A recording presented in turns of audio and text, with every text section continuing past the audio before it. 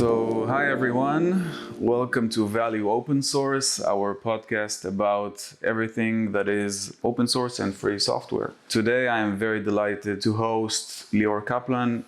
Lior is an open source community leader in Israel, an open source consultant, past board member of Hamakor, the Israeli NGO for open source, member and contributor at Debian, leading the Libre office right-to-left support efforts, and many, many more. Lior, thank you so much for coming here today to talk to us. Hi, Chen, it's my pleasure. Great. So, Lior, tell us about yourself a bit and how you became an open source enthusiast. My first encounter with open source actually started in high school. A bit before that, it was late 90s, and we started to do some stuff with the new thing which called the web, and building websites and HTML. At some points there was a thing about the permissions of files. Back then it used to be Unix systems, and people started to ask questions about what are these weird permission 544 or 777, everything like that.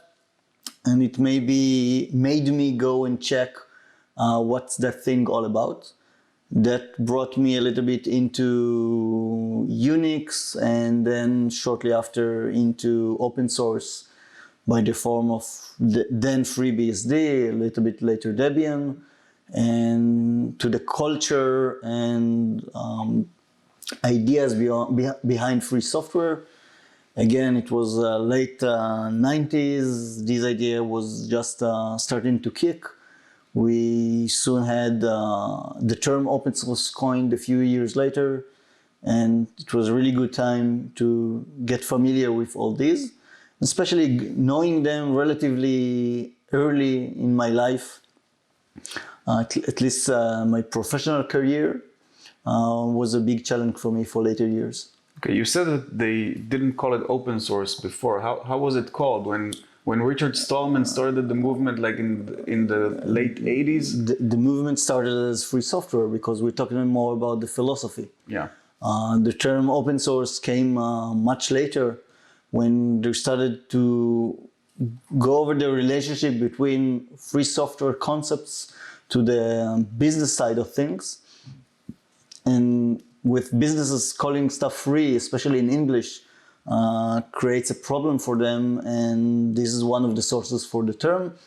We can go into the whole story, but that's the idea in a nutshell. Okay, maybe in another podcast we'll go into the history of open source. It will be my pleasure to come in another episode. I think it would be great to learn a bit about the history. So, like, as an open source person, can we say that? Mm-hmm. As an open source consultant, how do you see or as a member of the community, how do you see the main challenges of the open source community today?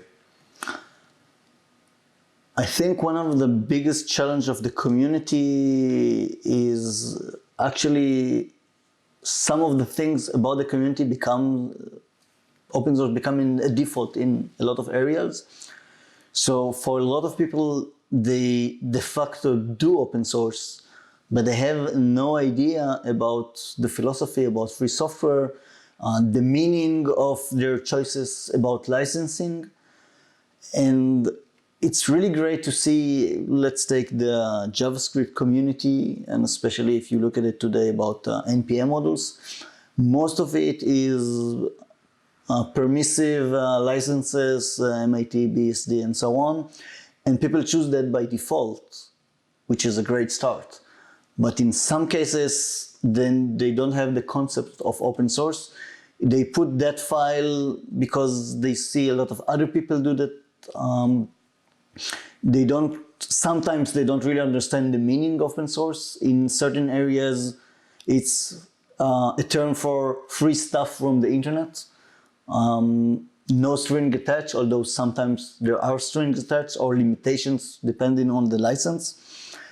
Some of them are really happy to contribute back, but they don't always know that in some cases they have to contribute back And when they go into companies or they try to do something new for themselves, especially in Israel with all the startups, these are points they need to consider. Yeah. In general, I'm really happy to see it become so popular.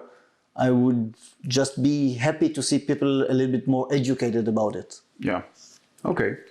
So you spoke a bit about the Israeli ecosystem.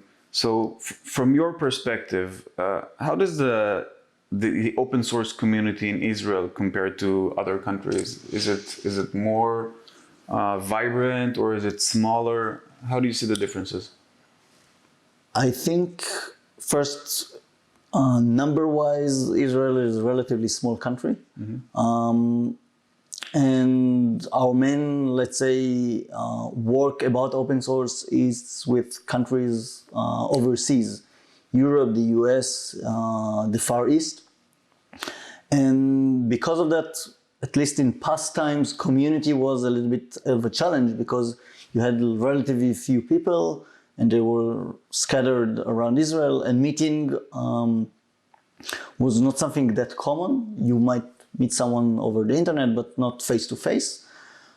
Today, the community here is very vibrant and usually based on a specific language or topic.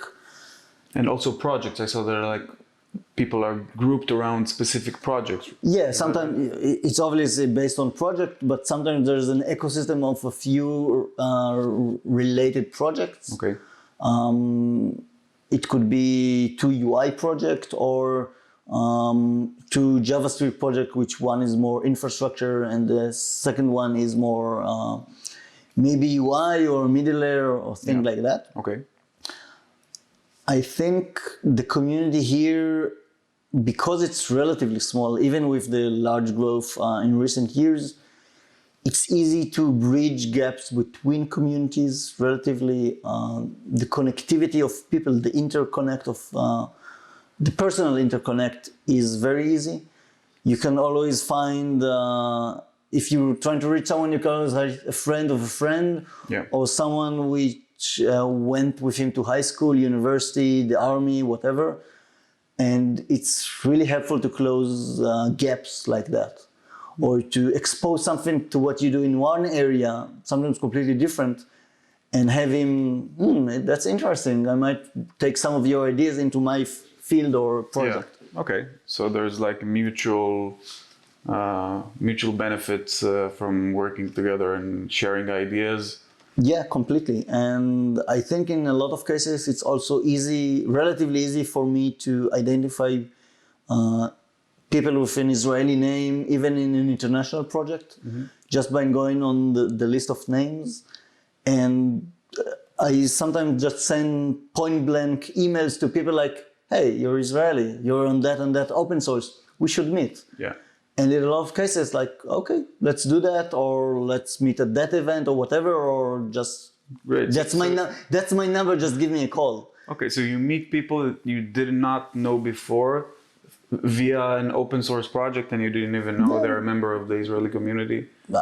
I guess that they're Israeli, or I check other resources, and relatively easy it goes into face-to-face or something less formal than an email or the project mailing list. Yeah, that's cool. Well, I think that the most powerful thing in a strong local community is the face-to-face time, is the events, is the time that people are actually meeting face-to-face and not behind keyboards and monitors. I think it gives a stronger sense of community and belongingness.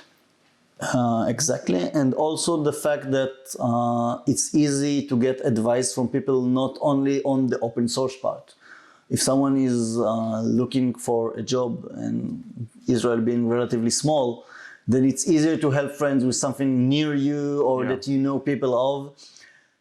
And sometimes I know people that do this and this on a very special project, and sometimes that might be interest for some other company. Let's help them get a job, hopefully a job which contributing to open source is part of the description. Got it. Okay. Is that like a thing? Job positions with Open source contribution being a part of the requirements? Yeah, especially for open source people, core open source people, which want to do it on a day-to-day basis. Also, I see in some of the... Even in non-open source companies?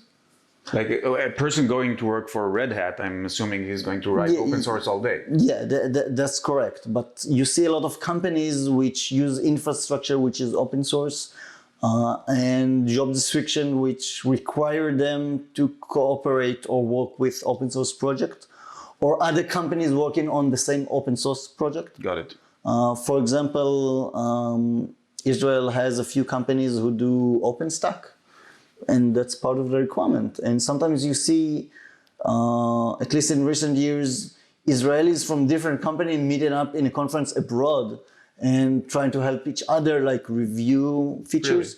Really? Nice. With the company and without, which is really cool. Okay, great. So just finishing up the whole local and Israeli topic, you spent a lot of time working on localizing LibreOffice to right to left and to Hebrew. Can you share some of your experiences working on it? Sure. The idea started back then when it was actually OpenOffice, then controlled by Sun. And at some point in mid 2000s, the government tried an idea to fund support for right to left. Hebrew for the audience is written from right to left, and then we need an, let's say, added layer of support for that in the software. Sometimes it comes from BiDi, sometimes it's needed to be added. And when the government decided to fund the project, I said, well, it's going to be open source because that's the base. And I want to be involved as a member of the public, making sure my tax money going back to open source. Okay. And I joined the project on a voluntary base and try to smooth things with the developers to the best of my ability, sometimes using my open source connections. And translation was one of the things back then the company wanted to do it by itself in order to maintain quality. Okay.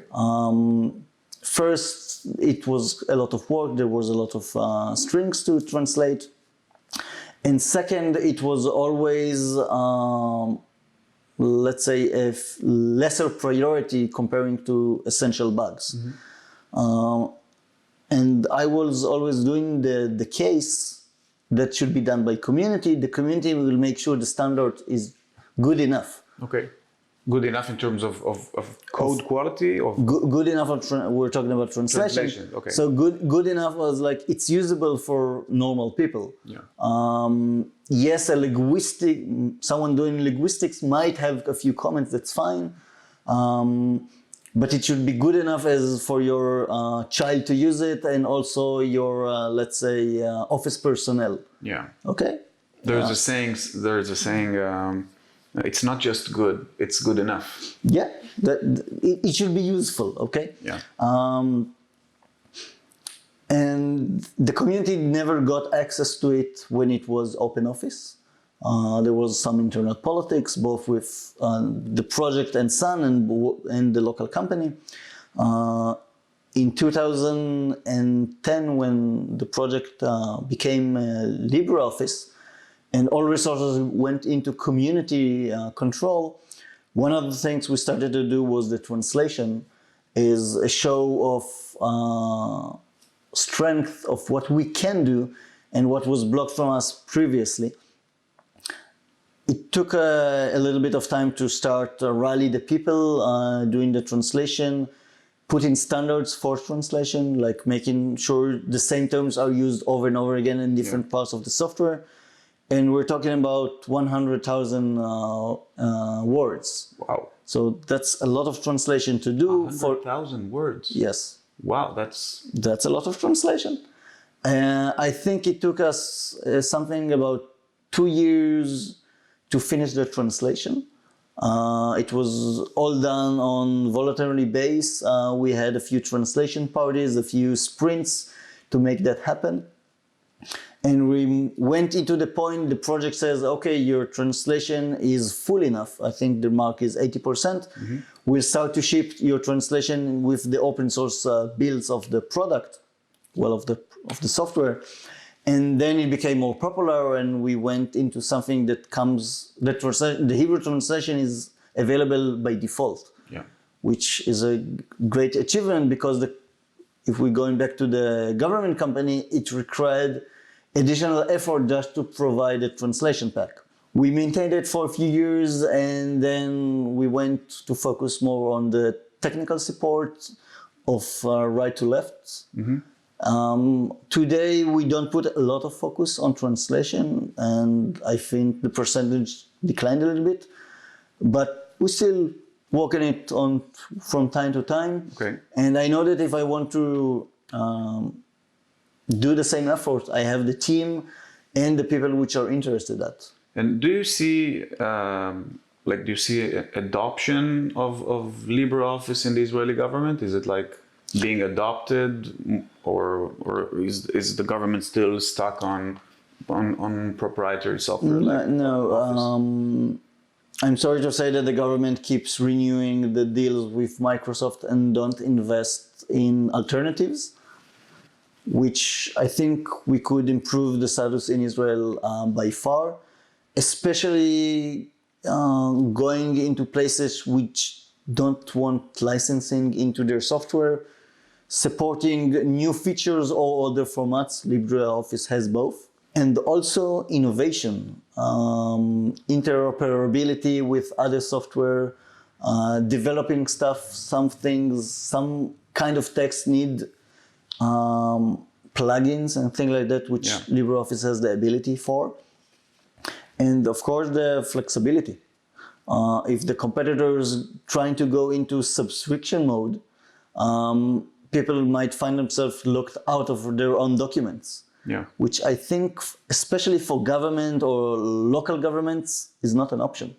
And at the moment, they don't have control over their own content. With the licenses they're being offered to, exactly. And you might get software as a service, but the cost might be that if you don't renew, there's a big... You lose access to your documentation. And that's a problem. We're not talking about, let's say, niche uses like archiving old documents, supporting old formats, changing between formats. Sometimes the software used by that. For example, there's a tool for the latest version of LibreOffice which helps to do document reduction, which is important to certain areas of government, not only defense, which will be the easiest one to bear in mind. And it's actually reduction done right, because in other places people just put little black squares, then export it to PDF and get surprised people can read behind the squares. Exactly, read the text and ignore the graphics. Okay? Which we had a few very publicized issues with that. Really? Yeah. Confidential information or confidential reports being leaked by the government because they didn't do the technological side. Haven't heard of that, but okay. I'll send you the reference later. Great. So we spoke a bit about your experience with the open source projects and how they came to life. And I wanted to ask you something that sometimes for people seems like taboo or a bit something that people feel uncomfortable discussing, and that is open source monetization, and that asking for money for using open source. You mentioned that the government paid for developing LibreOffice right to left, which is, I mean, it might seem as a bit, it's close to monetizing open source, but I'm referring to something that is a bit different. How do you feel about developers wanting to get paid for giving out their open source code or allowing commercial use with their open source code? First, I'll go back into the free software philosophy. I want to emphasize that the free part is freedom and not money-wise. Okay, we use the free as beer term. As all developers, I think they should have the right to enjoy their creation and make money of it. And none of the open source licenses forbids selling the code. It requires some other terms, but selling the code is available. You can decide to who you give the code to, and if you sell someone the software, you might be forced to give him the software. But I think we see more and more businesses proving you can make a living out of open source. And there's a discussion between the business side, like companies, and the personal side, because some people do open source as a hobby and they don't want to monetize it in the sense of a company, but they want to be able to get some funding to work on their hobby.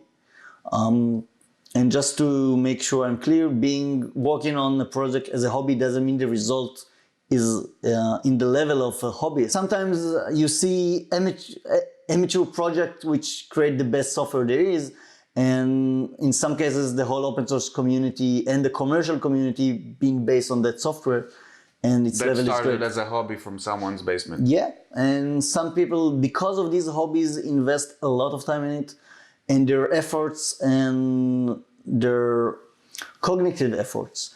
They see it as something that is really important to them, and the result actually shows that, both at the quality of the code, the quality of the engineering of the code, which is obviously important in software, and also about the innovation of the results. Because if we go back to the open source roots, it's people trying to fix something that they're bothered with, scratching their own itch, as the phrase goes, and they're really invested in the solution. It's not something you do just to mark a V on it. It's something you do because you're the user, and then you really care about the result. Yeah. So I think developers should have ways to be able to monetize their hobbyist project. There are more than a few options, and I'm in favor of most of them, because it really helps people keep on going and not to have to choose between their hobby or field of interest and their other stuff they do in life. Okay. So one of the models that are available is for monetizing open source is subscription-based open source. Do you see that as a viable way or as a good alternative to other monetization strategies to offer subscriptions to one's code? Do you think that's something that is viable, or would you recommend that to developers? I think users contributing money, would it be one-time subscription or any other way that creates the developer some peace of mind so he could focus on the software, is really good. If it's done on a recurring basis, I think it really helps the developer to plan his steps forward. And I think the counterpart of that if he knows there's a certain amount of money going to come on a recurring base, he could say, well, I'm going to allocate a time on a recurring base as well. Yeah. The amounts are not necessarily with one-to-one basis. Mm-hmm. Some people, or I think most developers, don't do the software with becoming rich in mind. That's not their goal. But at least having something to finish months eat is good enough for them. Or to have it justified not doing some other stuff for money, like having half a day off a week to do your hobby, which makes everyone happy, both the users and both the developers. So like a constant influx of money can help you plan ahead and be more productive and just write more code. Exactly, or getting someone to help with some other parts of the project which you might not have time, or in some cases even the expertise. Yeah. Okay. So as an open source consultant, what advice would you give to companies about open source? First, it depends on the type of companies. Some companies are into consuming open source, and then the advice is to check which technology they use. Sometimes you see something which is very trendy, but you need to look into the roots of both the project and the people behind it and choose wisely. As in general, software things, sometimes there are trends which go up very high and then disappear relatively fast. And that's trend which might also be relevant to open source. Companies who develop code and not only using it or using the technology, I think they have a lot to adopt from the open source ecosystem in terms of best practices of developing software. Okay. Projects which have a few hundred developers around the world doing things remotely can have best practices even for a company with all the developers in the same floor.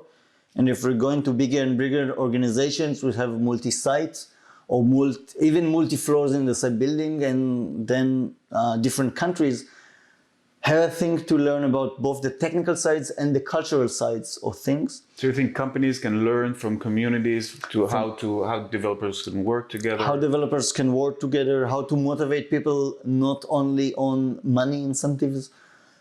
And there's a lot to learn, because when you need to motivate volunteers, you work from a completely different angle than giving them a bonus on the end of the year.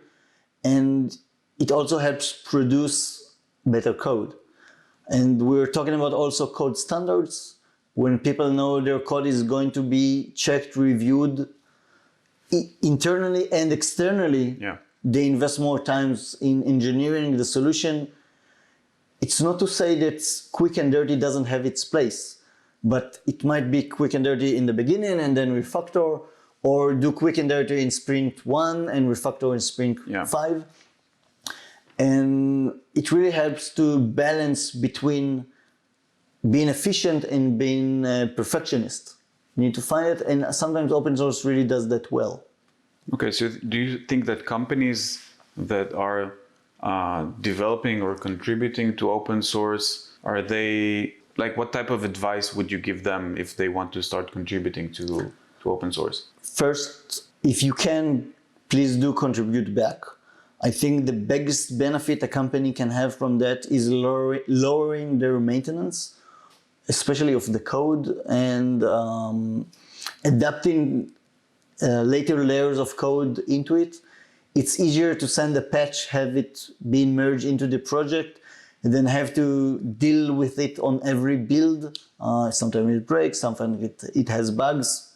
Sending it upstream is usually the best solution, especially for minor changes.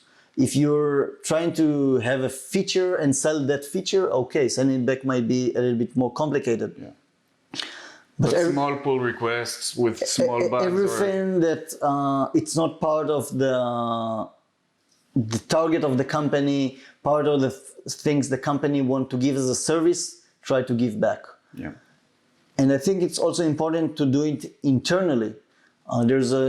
When I go to bigger companies, I talk to them about inner sourcing, developing the open source approaches inside the company. Sometimes that lead to actually open sourcing the product, the source outside of the company. But even inner sourcing creates better software for the company for its own internal users. The second thing is, when you work about releasing open source, it's not taking the code, putting it in a Git repo, GitHub, GitLab, Bitbucket, whatever. It's also thinking about how to help people contribute to the project. Doing a code dump over the internet, you can do in a lot of ways. It takes about 4 minutes. It's usually not productive to the goals of the company when you think about open source. So it's not enough just to put the code out there. You need to build. Yes, try not to make GitHub into a graveyard of code, but to something which is alive, vibrant, and useful for other developers. And that is some of my biggest work as a consultant. Okay, that's some good advice. So we're about to wrap up.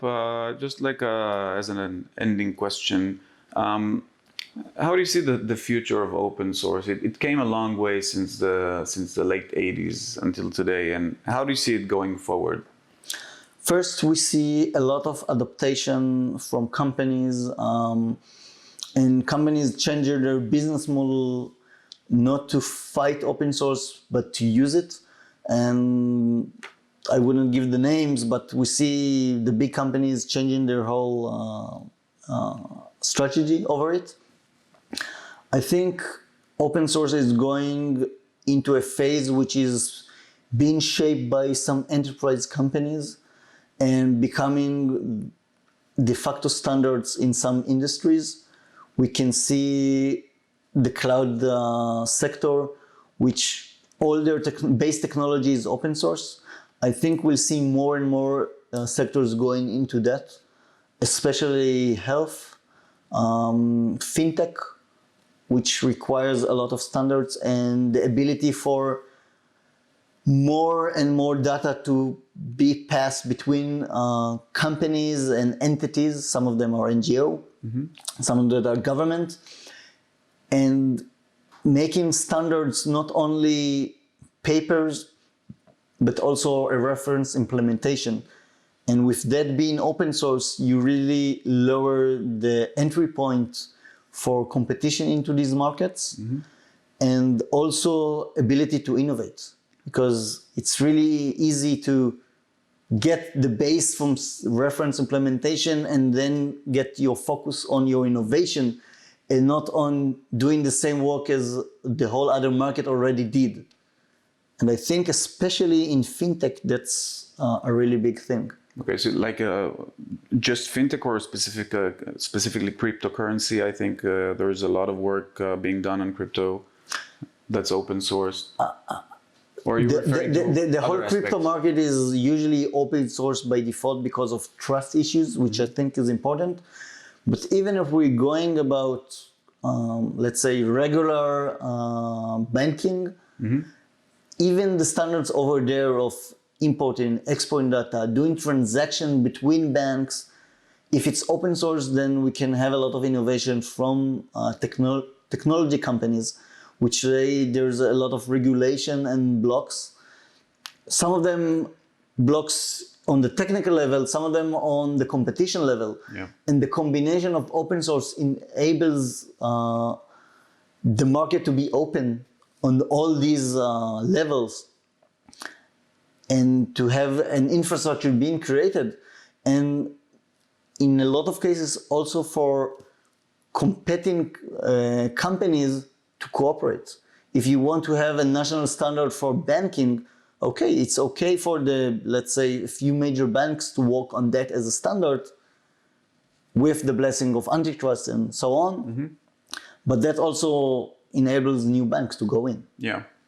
The question remains if banks, which are usually pretty slow-moving organizations, will they adopt open source methodology, or will allow open source code to be, in the core of their computing? I'll take the use of, first they use open source whenever it has a business sense to it or a technology advantage. If you look at stock exchange, most of them work on free software in different levels. A few of the exchange and the banks in the US fund and work on real-time Linux in order to get better transaction rates to the stock exchange. Okay. Because they can make money off faster response rates. Yeah. So you see that sometimes people invest in open source because they want better performance and they know to make money out of it in completely different areas. Yeah. But they wouldn't do their own Linux brand or write their own operation system, but they can optimize the existing features. Got it. So we won't see a new distribution of Linux for banks in the near future. We might see that, but as getting it based on something very common. Yeah. Okay, they don't want to redo everything. They want to just do the parts which have benefit for them. For example, you see scientific Linux or distributions which go into the educational market or the geographical GIS market. And then you see people taking the base which they got, which is common, and then just doing their... Building on top of it. Exactly. I think reusing whatever you can is a very important part of doing good open source, and especially commercial use of open source. Okay, that's interesting. It's interesting to see how open source will affect finance in general, but all our lives. You can also see that with virtualization technology. One company creates it, another one adopts it, another one makes it a standard, and then everyone invests in the standard. Yeah. I think it's really important. Okay, interesting. We'll see what the future holds. So just to wrap up, we have the quiz that we ask everyone that's a guest on Value Open Source. So we'll do it with a few quick questions. Sure. Mac or PC? PC. Obviously. Browser of choice? I'm a long-time fan of Mozilla. Mm-hmm. On day-to-day, I use both Firefox and Chromium, the open source version, which is today the base of both Chrome and soon to be Edge. Microsoft Edge. Yeah. Okay, that's interesting to see how that will work, the new Edge browser. What IDE do you use? Whenever I do scripting, I usually use Vim. I need something which I can also work relatively easy on low bandwidth connections, SSH, whatever. So I try to keep it very simple. Mm-hmm. Sometimes I use graphical things, but that goes into depends on what I'm working on. But Vim is my default. Old school. Completely old school, and if someone gives me a graphical editor, I sometimes do colon Q to exit, and okay, it doesn't work yeah. For some reason. Okay, GitHub, Bitbucket, or GitLab? I use GitLab for internal users usually. I make sure some of my work goes into GitHub because of popularity. Mm-hmm. But in most cases, especially with clients, we use GitLab as an internal Git solution. I really like the fact which is open source and we can contribute. And on I think the release date is the 22nd of every month, I get new features, new fixes. It works best with the balance between community and the commercial part. Okay. Star Wars or Star Trek? I actually grew up on Star Trek, but today I think Star Wars. Really? Yeah. Interesting. Usually people don't switch sides. Traitor. If you game, your game of choice? I'm using computer for so long and I didn't actually use it for games since high school. So actually none. So no games? Yeah, sometimes breaking the system with packages I build is some kind of a weird game. Yeah, it's a puzzle. Yeah, you build something, you use it, you did, oops, I did a mistake, and you rebuild it. Okay. And what are your top three favorite open source projects? Well, top one is Debian, which I'm involved in for almost 15 years. And also next year I'm going to organize the Debian developer meeting in Israel, DebConf. Mm-hmm. So that's 2020 in Haifa. LibreOffice, because that really helped me pass my whole time in university. Otherwise, no papers, mm-hmm. And no grades and no degree. And I'm also very invested in the project, including conference and stuff. The third one, I think, is actually the web browser, because that's most of my day-to-day. I have no choice. Almost everything I do has some web relation, so it's a very useful tool. I remember when a few years ago, but when you mean web browser, what? Mostly Firefox. Okay, so you mean like a specific Firefox as an open source. Yeah. Okay. I see a lot of innovation from Firefox, from Mozilla by Firefox, and I'm really happy for it to have an alternative for the last 20 years for all the commercial software that was in the market, including the commercial interest in that. And I think the fourth one is, for me, is actually GNOME. Today it's got a fork called Mate, because it's very easy for me. Whenever I install a new distribution, I go into my familiar UI. It became a comfort zone. And it's really easy to know that these things don't change so fast. The technology might, but the look and feel doesn't. Yeah. And to the point of fact that my mother also used that as well. Really? Yeah. My mother's a Linux user for the last at least 10 years. Nice. Yep. Okay, so you brought in the family. Yeah, and whenever a family member asks me to support a proprietary system, I haven't been using that for the last 15 years. I translated the Debian installer in 2004, 2005. I installed my machine to test it, and since then I'm a Debian and Linux user. Okay, that's awesome. Yep. Okay, Lior, thank you. It was a pleasure having you. I think it was interesting and educational. Thank you very much, and good luck with the podcast. Thank you very much. Pleasure. Okay.